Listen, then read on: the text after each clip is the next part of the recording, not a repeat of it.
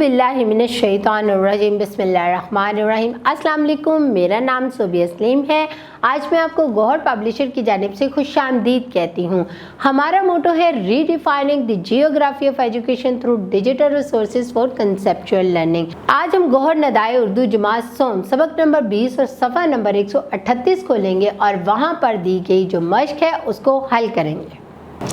अब हम देखते हैं सफ़ा नंबर 138 पे सवाल नंबर 6।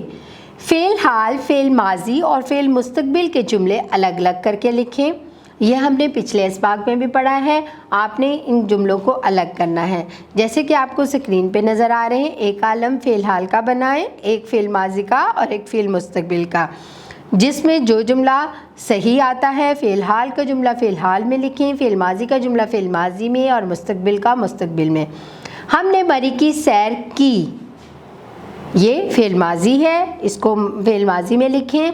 गली में बच्चे शोर कर रहे हैं, ये फ़ेल हाल है। अगले हफ्ते स्कूल जाएंगे, ये फ़ेल मुस्तकबिल है। हमारा इम्तहान 1 माह बाद होगा, ये भी फ़ेल मुस्तकबिल है। लोगों ने चोर पकड़कर पुलिस के हवाले कर दिया था, ये फ़ेल माजी है।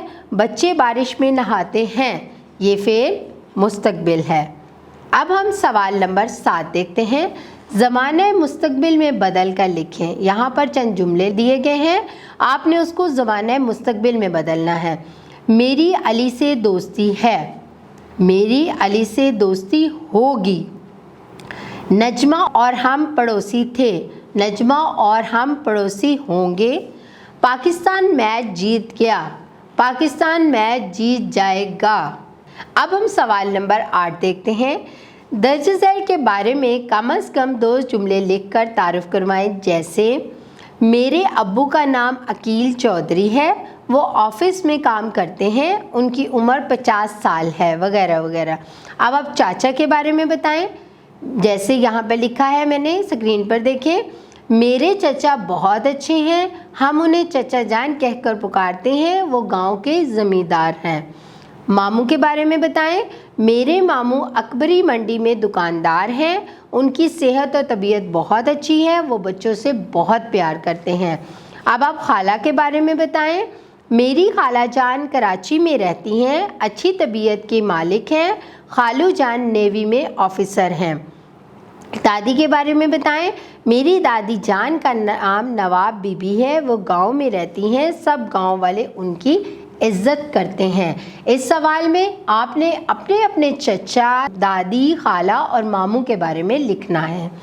अब हम सफ़ा नंबर 139 खोलेंगे और वहाँ पर सवाल नंबर 9 देखेंगे।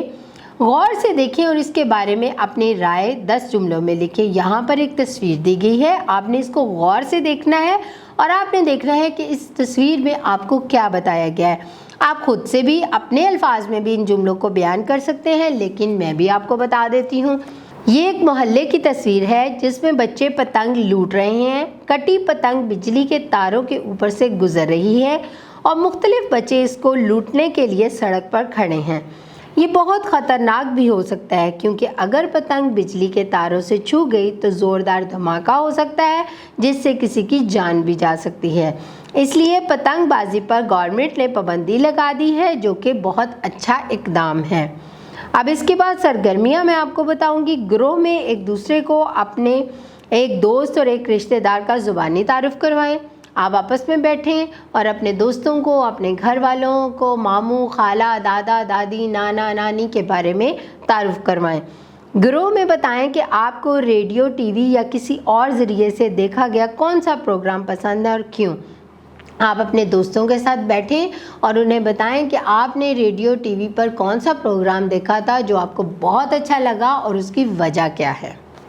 मुझे यकीन है तलबा आपने इस मश्क को बहुत अच्छे तरीके से हल कर लिया होगा और समझ भी लिया होगा। घर जाके आप इसकी दोहराई कीजिएगा और सरगर्मियों को ज़रूर कीजिएगा और अपना बहुत सारा ख्याल रखें। अल्लाह हाफिज़।